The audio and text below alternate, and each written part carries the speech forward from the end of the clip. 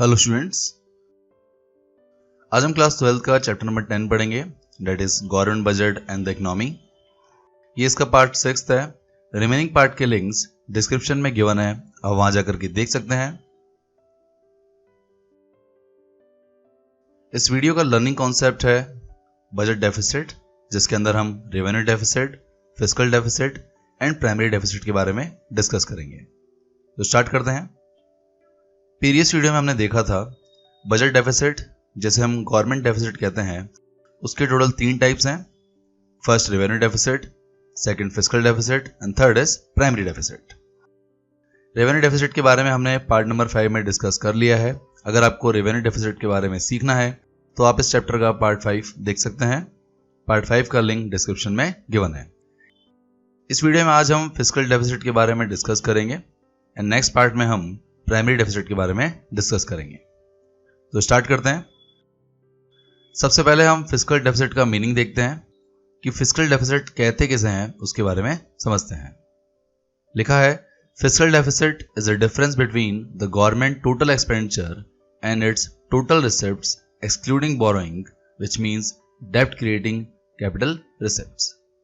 इसका मतलब है कि अगर आप गवर्नमेंट की टोटल एक्सपेंडिचर में से गवर्नमेंट की टोटल रिसिप्ट्स को लेस कर देंगे, जिसके अंदर आपको बोरोइंग्स को इंक्लूड नहीं करना है, तो उससे जो आपका अमाउंट आएगा उसी को हम फिस्कल डेफिसिट कहेंगे। इसी डेफिनेशन से हम फिस्कल डेफिसिट का फॉर्मूला भी बना सकते हैं। यहाँ फॉर्मूला होगा fiscal deficit is equal to budget expenditure minus budget receipts other than borrowing. यहाँ पर आपको याद रखना है कि बजट एक्सपेंडिचर में हम revenue expenditure and capital expenditure दोनों को इंक्लूड करेंगे एंड बजट रिसिप्ट में भी हम revenue receipt and capital receipt दोनों को इंक्लूड करेंगे। पर आपको यह भी याद रखना है कि हम बोरोइंग्स को एक्सक्लूड करते हैं, यानी वो कैपिटल रिसिप्ट्स जिससे गवर्नमेंट की लायबिलिटीज क्रिएट होंगी, आपको उसे इस फॉर्मूले में इंक्लूड नहीं करना है। ये आपको अच्छे से याद रखना है। तो अगर हम डेफिनेशन को वापस देखें तो यहाँ फिस्कल डेफिसिट का मतलब यही है कि अगर आप गवर्नमेंट की टोटल एक्सपेंडिचर में से गवर्नमेंट की टोटल रिसिप्ट्स को लेस कर दें, जिसमें हम बोरोइंग को इंक्लूड नहीं करेंगे, लेस करने पर जो आपका अमाउंट आएगा उसी को हम फिस्कल डेफिसिट कहेंगे। इसी तरह फिस्कल डेफिसिट का एक और फॉर्मूला भी है। आप fiscal deficit equal to borrowing भी लिख सकते हैं। अगर आपको क्वेश्चन में एक्सपेंडिचर और रिसिप्ट्स के बारे में इंफॉर्मेशन गिवन ना हो और आपको क्वेश्चन में बोरोइंग्स गिवन हो, तो fiscal deficit equal to borrowing भी होता है। ये आपको याद रखना है। इसके 2 फॉर्मूले हैं, इसे आपको अच्छे से याद रखना है। ये हमारे क्वेश्चन सॉल्व करने में काफी हेल्पफुल होंगे। तो ये तो आपका मीनिंग हो गया फिस्कल डेफिसिट का। नाउ अगर आपकी इकोनॉमी के अंदर फिस्कल डेफिसिट होता है तो उससे आपकी इकोनॉमी पर क्या इंपैक्ट पड़ेगा, क्या इसके सिग्निफिकेंस हैं, उसके बारे में हम डिस्कस करते हैं। आपके नेक्स्ट टॉपिक की हेडिंग है इंप्लीकेशंस और सिग्निफिकेंस ऑफ फिस्कल डेफिसिट। इसमें फर्स्ट पॉइंट है आपका इन्फ्लेशन स्पाइरल, जिसका मतलब है आपकी इकोनॉमी के अंदर महंगाई आना। इसमें लिखा है, fiscal deficit implies that government has to borrow to meet this deficit. Government generally borrow from RBI. RBI prints more currency to meet the fiscal deficit. It increases the circulation of money supply in the economy and causes inflation. इसका मतलब समझते हैं हम। First line का मतलब है कि अगर आपकी इकोनॉमी के अंदर फिस्कल डेफिसिट होगा तो उसको करेक्ट करने के लिए गवर्नमेंट मनी को बोरो करेगी। मनी को बोरो करने से फिस्कल डेफिसिट को हम करेक्ट कर सकते हैं। जब गवर्नमेंट को मनी बोरो करना होता है तो उसका general option usually central bank होता है, जो हमारे केस में आरबीआई है। जब गवर्नमेंट आरबीआई से मनी को बोरो करती है तो आरबीआई को उसके लिए और करेंसीज को प्रिंट करना पड़ता है ताकि हम फिस्कल डेफिसिट को करेक्ट कर सकें। अगर आरबीआई और करेंसी को प्रिंट करेगा तो आपकी इकोनॉमी के अंदर सप्लाई ऑफ मनी इंक्रीज होगा। अगर आपकी इकोनॉमी के अंदर सप्लाई ऑफ मनी इंक्रीज होगा, मनी का सर्कुलेशन इंक्रीज होगा, तो उसकी वजह से आपकी इकोनॉमी में इन्फ्लेशन आता है। तो यहां पर आपको याद रखना है कि अगर आपकी इकोनॉमी के अंदर फिस्कल डेफिसिट है तो इसकी वजह से आपकी इकोनॉमी के अंदर इन्फ्लेशन आता है। यह आपका फर्स्ट इंपैक्ट है of fiscal deficit in the economy, that is inflation spiral. इसी तरह हम नेक्स्ट देखते हैं। यह आपका सेकंड इंपैक्ट है on the economy, that is vicious circle of high fiscal deficit and low GDP growth. इसका मतलब आपके हेडिंग से ही कंप्लीट हो चुका है। इसके अंदर लिखा है, consequently high fiscal deficit leads to a situation where A. GDP growth remains low because of high fiscal deficit and B. Fiscal deficit remains high because of low GDP growth. इसका मतलब यह है कि अगर आपकी इकोनॉमी के अंदर fiscal deficit होगा तो उसकी वजह से आपकी जीडीपी ग्रोथ लो रहेगी, और अगर आपकी इकोनॉमी के अंदर जीडीपी ग्रोथ लो रहेगी तो उसकी वजह से आपका फिस्कल डेफिसिट हाई रहेगा। इसी को हम vicious circle of high fiscal deficit and low GDP growth कहते हैं। यानी अगर आपकी इकोनॉमी के अंदर हाई फिस्कल डेफिसिट है तो उससे जीडीपी ग्रोथ लो रहेगी, और अगर आपकी इकोनॉमी के अंदर लो जीडीपी ग्रोथ है तो उसकी वजह से हाई फिस्कल डेफिसिट रहेगा। ये आपका सेकंड इंपैक्ट है ऑफ फिस्कल डेफिसिट। इसी तरह आपका थर्ड पॉइंट है नेशनल डेब्ट। नेशनल डेब्ट का मतलब है आपकी इकोनॉमी के अंदर लोन बढ़ना, यानी आपकी इकोनॉमी के अंदर काफ़ी ज़्यादा कर्ज है, इसी को हम नेशनल डेब्ट कहते हैं। इसमें लिखा है fiscal deficit leads to national डेब्ट, it hinders GDP growth because a significant percentage of national income is used to pay the past debts. इसका मतलब है अगर आपकी इकोनॉमी के अंदर फिस्कल डेफिसिट होगा तो उसकी वजह से आपकी इकोनॉमी का नेशनल डेब्ट इंक्रीज होगा। अगर आपकी इकोनॉमी के अंदर नेशनल डेब्ट ज़्यादा है तो उसकी वजह से आपकी जीडीपी ग्रोथ में काफ़ी ज़्यादा दिक्कत आएगी, काफ़ी सारी परेशानियाँ आती हैं अगर आपकी इकोनॉमी के अंदर नेशनल डेब्ट है। ऐसा इसलिए होता है क्योंकि नेशनल डेब्ट को पे करने के लिए आपका काफ़ी ज़्यादा नेशनल इनकम का पार्ट यूज़ हो जाता है आपके लोन्स को पे करने के लिए, और अगर नेशनल इनकम का ज़्यादातर पार्ट आपके पास्ट डेब्ट्स को पे करने में चला जाएगा तो रिमेनिंग अमाउंट से आपकी इकोनॉमी के अंदर ग्रोथ करना, जीडीपी को इंक्रीज करना काफ़ी ज़्यादा मुश्किल हो जाता है। तो ये आपका थर्ड इम्पैक्ट है फिस्कल डेफिसिट का, दैट इज नेशनल डेब्ट। इसी तरह आगे आपका फोर्थ पॉइंट है क्राउडिंग आउट। क्राउडिंग आउट भी एक इम्पैक्ट है जो फिस्कल डेफिसिट की वजह से होता है। इसमें लिखा है high fiscal deficit leads to crowding out effect. This is a situation when high borrowing by the government owing to high fiscal deficit reduces the availability of funds in the money market for the private investors. Accordingly, overall investment in the economy is reduced. इसका मतलब है कि अगर आपकी economy के अंदर high fiscal deficit है तो उसको करेक्ट करने के लिए गवर्नमेंट बोरिंग करती है। गवर्नमेंट की ज़्यादा बोरिंग करने से आपकी इकोनॉमी के अंदर मनी मार्केट के अंदर जो मनी की अवेलेबिलिटी है, जो फंड्स है, वो कम हो जाते हैं, जिसकी वजह से प्राइवेट इन्वेस्टर्स के लिए मनी को लोन पे लेना और उसको यूज़ करना प्रोडक्शन करने के लिए वो पॉसिबल नहीं हो पाता है।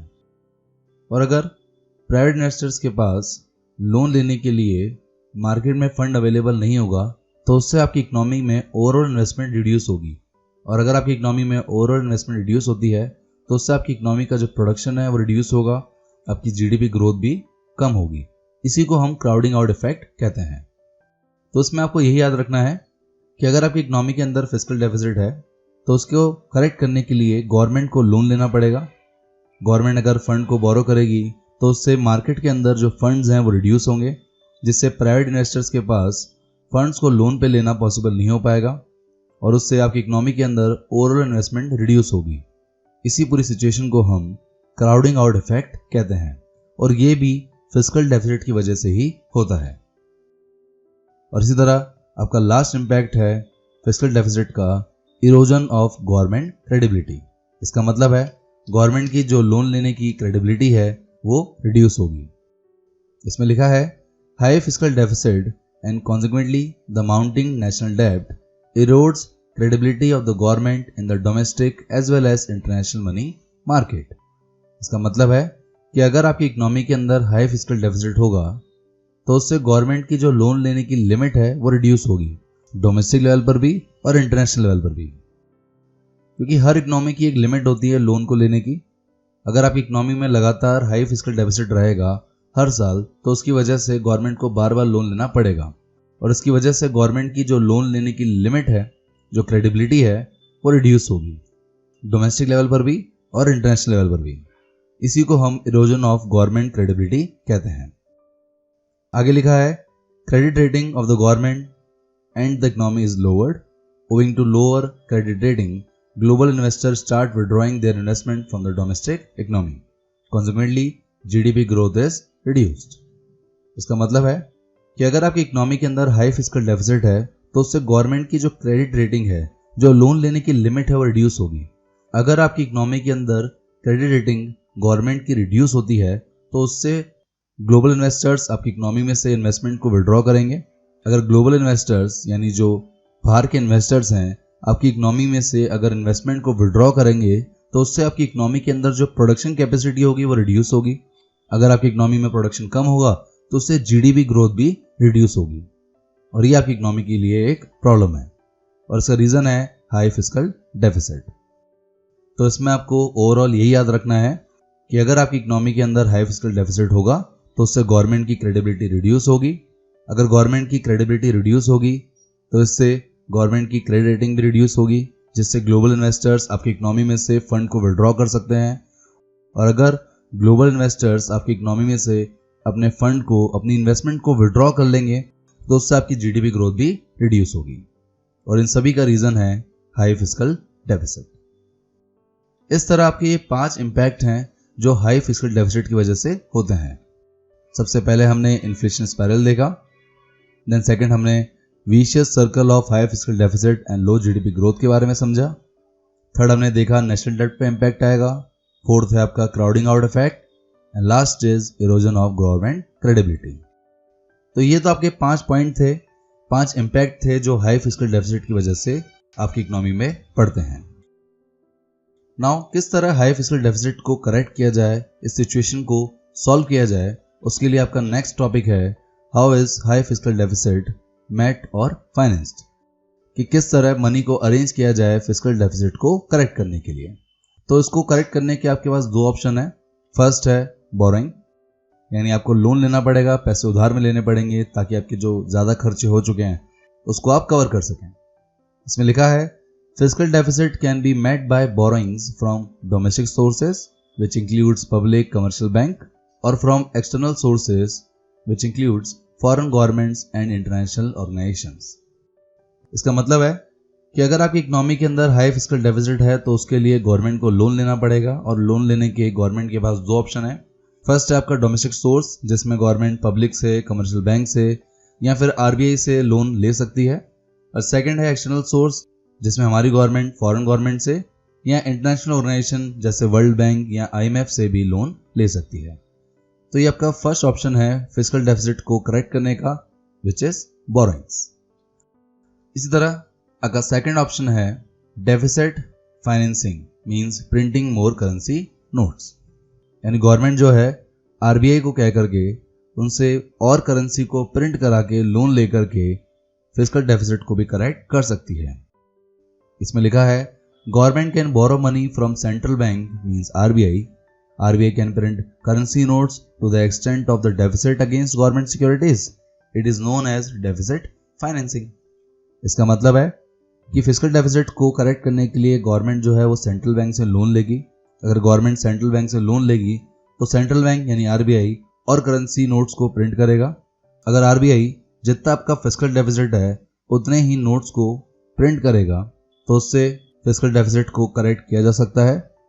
यहाँ पर आपको याद रखना है कि आरबीआई गवर्नमेंट की सिक्योरिटीज को एज अ मॉर्टगेज रख के और करेंसी नोट्स को प्रिंट करेगा, और जब गवर्नमेंट आरबीआई से यानी सेंट्रल बैंक से मनी को बोरो करती है फिस्कल डेफिसिट को करेक्ट करने के लिए, तो इसे हम डेफिसिट फाइनेंसिंग कहते हैं।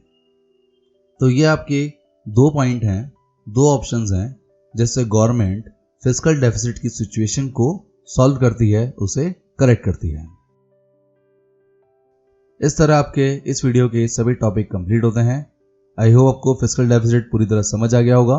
अगर आपको फिस्कल डेफिसिट में कोई भी डाउट हो तो आप मुझे कमेंट सेक्शन में पूछ सकते हैं या मुझे आप व्हाट्सएप पर भी कांटेक्ट कर सकते हैं। मेरा व्हाट्सएप नंबर डिस्क्रिप्शन में गिवन है।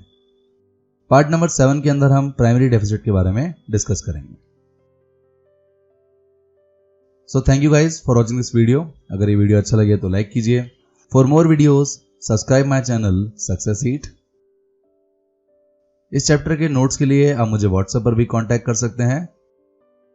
साथ ही आप मुझे फॉलो कर सकते हैं on Facebook and Instagram for questions, queries and updates के लिए, and click on bell icon for daily updates.